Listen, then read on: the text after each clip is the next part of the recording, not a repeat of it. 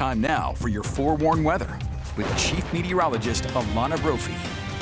Sarah, the best part of that was the sound when he's like, easy boy. I know, easy buddy. I was going to say checking in on the weather, but first we're glad the elk is okay. Oh my goodness. So glad, and what a resourceful officer there to help things out. And the weather's great, Sarah. You know it. You've been out. It's so pretty out there, really throughout the state. Few clouds this morning, but check out this fall beauty. It is stunning. Rena Miles from the Porcupine Dam. That is just a beautiful one. Are you going to get out and see some of those fall colors? Here's a reminder of what's peaking right now. Logan Canyon, High Color and Provo Canyon, Cedar Breaks if you're in southern Utah, and the Monte Cristo Loop east of Ogden. I'm sure the Trappers Loop still holds on, looks pretty good. Past peak for the Mirror Lake Highway, Guardsman, and Alpine Loop, but even past peak is pretty here in the Beehive State. Clear skies out there, live view from West Valley where you can see lots of sunshine, not a lot going on, but we love that for a Friday. 72 in Salt Lake City, gorgeous. 70s the average. We're above that just slightly. We hit our seasonal norm and then said, I'll raise you. 77 in Moab, 86 in St. George. We've jumped 2 degrees in the last hour in the I-15 corridor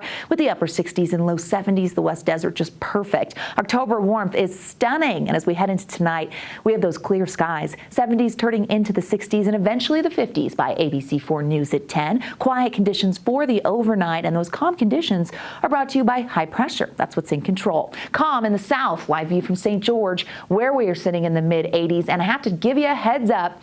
We have a Utah State game tomorrow, 70s turning to 60s to 50s. So if you're cheering on the Aggies, you're going to grab the sweater just for the game's end, but it's going to be a beautiful day. So go Aggies. Okay. October warmth. It's here. High pressure is building and it creates this ridge through the western United States. Acts as a storm block, brings plenty of sunshine, and we're going to see above average temperatures in Utah and then big average, above average along the coast with the help of those southerly winds. Our high temperature trend stays above the norm for the next several days, and this is going to be a gorgeous stretch. But you notice the temperatures do eventually dip again as we head into early next week. The long-range futurecast breaks down the reason why. So this high is in control, and that's bringing sinking air to all of us in the western United States, and that's going to dominate the weather story as we head into our Saturday. Sunday also looks dry with the warmth, but then eventually this dome of high pressure is going to start to slide.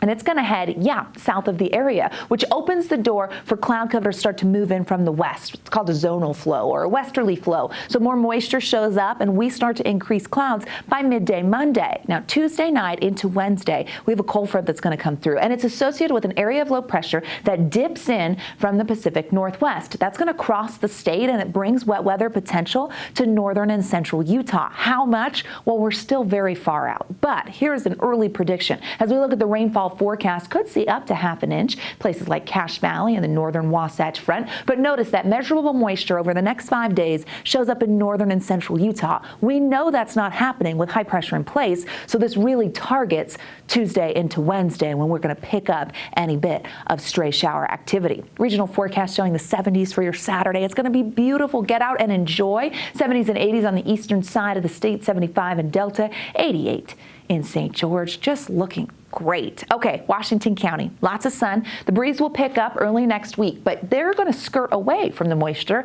as that system will impact northern and central Utah and stay out of the south. It will amp the winds up, and the cold front does make it to southern Utah and drops down temperatures a few degrees. Hey, tomorrow's a big day for SG because we've got the St. George Marathon.